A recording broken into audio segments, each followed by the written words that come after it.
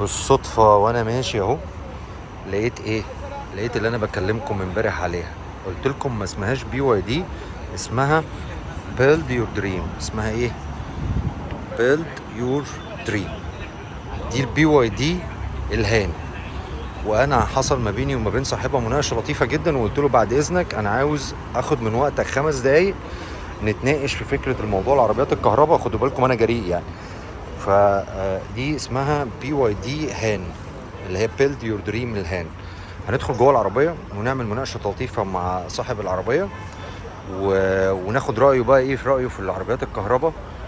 وانا مش هطول على معاليك. اولا انا اسف ان انا اقتحمت الخصوصيه والكلام ده كله، بس انا عاوز اتناقش مع حضرتك في كام حاجه مهمه جدا. فممكن نتناقش جوه العربيه؟ اتفضل. هنسال اسئله قويه. بصوا بقى التكنولوجي بتاعت الكهرباء. اول ما نفتح العربيه الاوكر بصوا طلعت ازاي. بصوا عليها اللوجو بتاعها في كل حته.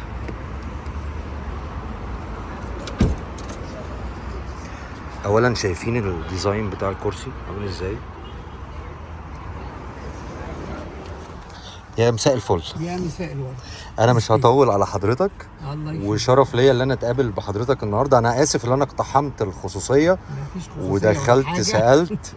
بس انا عاوز حضرتك تديني نبذه بسيطه كده عن الكهرباء وانا استفيد وكل الناس تستفيد. الكهرباء بصفة عامة معناها الراحة والتوفير. أنا جبت الكهرباء عشان بمشي كتير قوي، بمشي فوق ال 4000 كيلو كل شهر.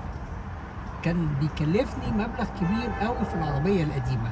العربية القديمة كانت ممتازة بس تكلفة عالية قوي، فحبيت أوفر. جبت الكهرباء، اكتشفت بقى إن أنا مش بوفر، لا ده أنا بوفر وبستريح جدا. اكتشفت ان العربيه بقت مكتب بالنسبه لي. في العربيه قدرت انزل الابلكيشن كلها اللي انا بشتغل بيها. ادي اكسل، وورد، لما احب اكتب عروض اسعار بكتبها، لما اتزنقت بترجم، وهكذا. ده مش بس كل كده. الابلكيشن دي حضرتك بتستخدمها؟ كل الابلكيشن بستخدمها. الواتساب استغنيت عن الابل كار بلاي، هي ما بتقبلش ابل كار بلاي، بس بقى عندي كل حاجه. الخرايط عندي، الجوجل ماب عندي، الخريطه الثانيه بتاعت وبتاع الرادار. الرادار بوت ده حكايه لوحده. عرفني مطبات الشارع كلها. واحنا ما شاء الله التجمع عندنا مليان مطبات. ده حقيقي. الرادار بوت عرفني كل المطبات. الليست، تاسك ليست اللي انا هعمله كل يوم. البيتال ماب بدل الجوجل ماب لقيتها بتاخد ميموري عاليه، شغلت البيتال ماب، اتضح ان هي ممتازه واكتر من جوجل بكتير. مش بس كده، تعالى في المتعه بقى. الميديا سنتر بتاعتي. الميديا سنتر بدل ما اجيب كل حاجه على فلاشه، لا نقلتها على العربيه. اتسجلت على العربيه. بقى عندي حوالي مثلا 2000 اغنيه، ما بين فيروز لوديع لأم كلثوم، لكل حاجة. هقدر أشوفهم منين؟ من الفايل مانجر. اتعامل مع العربية كأنها كمبيوتر. ده هايل جدا يعني. الحاجات دي اللي ما بتتقالش. الناس بتركز على العربية والإمكانيات والرينج، لا أنا بركز بقى على الحياة جوه العربية. ادي انت حضرتك منزل وديع الصافي اهو. منزل ماجدة، نجاة، وديع، ام كلثوم، حفلات فيروز، الالبومات كامله، ماجدة مره تاني، في عشق البنات منير، ولسه انا واخد من العربيه. شايفين الجمال؟ الميموري اللي متاخده من العربيه، هنقول انا واخد قد ايه؟ من 99.5 ميجا جيجا، 19.7، واخد 19.7. ده المحفوظ على العربيه. ممكن احط افلام انا مش بحطها. طيب انا قاعد مستني واحد صاحبي، طب هسلي نفسي في ايه؟ حطيت شويه لعب، سودوكو، شلت سوليتير، كميه ابلكيشن انا ما تخيلتهاش. يعني مثلا الابلكيشن ده بيوريني محطات الشحن وبيخطط لي الطريق. لو انا هروح مثلا الغردقه هيقول لي همشي بسرعه كذا واشحن بسرعه كذا. يحدد كل حاجه، يحدد لي المحطات اللي في السكه وانا هقف فين. وانا فعلا كنت ظابطه على الغردقه، حدد لي المحطات همشي بسرعه قد ايه، هشحن فين، طب الشاحن ده شغال ولا لا، تبع شركه ايه. الموضوع كبير، مش يعني قمه تسهيلات مش عاديه. غير طبعا الاوبشن بتاعه العربيه نفسها، الراحه، تسقيع الكرسي وتسخينه، حاجات اللي انا ما كنتش افكر استعملها في يوم من الايام. لما اجي اطفي العربيه وافتح الباب، لاحظت حضرتك ان الكرسي بيرجع عشان يديني فراغ تاني عشان تنزل، عشان انزل. العربيه انا ما بحتاجش مجرد ما افتح العربيه واجي اركب وادوس على الفرامل العربيه بتدور لوحدها. اوبشن انا ظبطته. قالوا لي ده موجود في التسلا بس مش موجود في المرسيدس على ما اعتقد. طب ممكن بقى تسمح لي ان انا ادير مع حضرتك حوار زي مفيد فوزي كده؟ اتفضل يا استاذي. اولا انت حضرتك كنت راكب اكيد عربيه بنزين قبل دي؟ راكب عربيه بنزين وراكب عربيه ممتازه. كان نوعها ايه؟ فولفو. حسيت بفرق ما بين دي وما بين دي بصراحه؟ طبعا حسيت فرق تكلفه الفلوس. دي اول حاجه. تاني حاجه الاداء.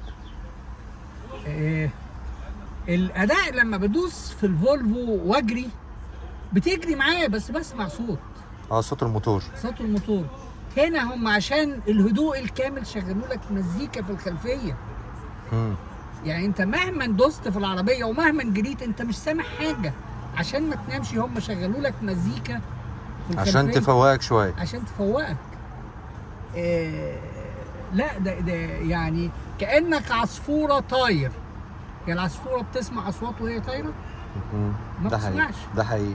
فلا الموضوع مختلف خالص. العربيه الهام بقى بتمشي كام كيلو؟ النسخه اللي معايا دي بتمشي 715 كيلو. الرينج بتاعها المفروض. الفعلي بقى، عشان انا كنت بتكلم امبارح عن نسبه الفقد. نسبه الفقد يعني في الاحوال العاديه هتخسر ال 715 هتخسر لها حوالي 70 60 كيلو لو جوه البلد، اللي هو 15% مثلا. لكن لو مسافر على الطريق وجريت، لانك طبيعي هتجري وهتسرح، هتخسر اكتر سنه. يعني انا سافرت 20 مثلا. انا سافرت بيها راس الحكمه في يوم نطره شديده قوي. الرينج عمل معايا في اليوم ده حوالي 450 كيلو. يا نهار ابيض. نزل، بس كنت شايل، كان معايا 2 في العربيه، ويوم نطره وهوا شديد جدا جدا فوق ما يعني كان يوم زحل. عملت معايا حوالي 450 حاجه زي كده. دي كانت اقل مره كان الرينج.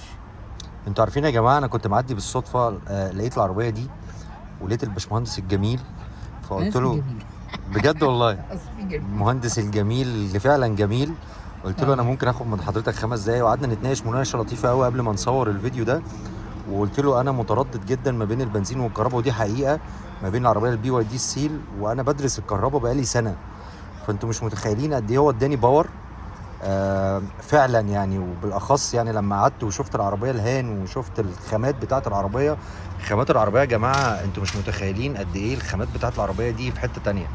هنا ده انا ما اعرفش دي شاشه ولا ده بلاك بيانو. ده مش شاشه، بس هي بلاك بيانو زي ما انتم شايفين كده. طبعا طول ما احنا قاعدين في العربيه الامبيانت لايت عمال يغير الاورنج والاصفر والاحمر، تحس ان انت في حته مختلفه تانية خالص يعني. انا سعيد جدا الله يخليك اللي انا اتقابلت بحضرتك وده شرف ليا كبير جدا. وفعلا انت اديتني باور، وحضرتك اول ما انا اجيب العربيه الكهرباء يعني لازم اول واحد اعدي عليه وتشوفها ويكون شرف ليا والله. قدام بوابه 6 على طول هتلاقيني. ده شرف ليا كبير جدا، شرف ليا كبير جدا. شكرا يا فندم، شكرا.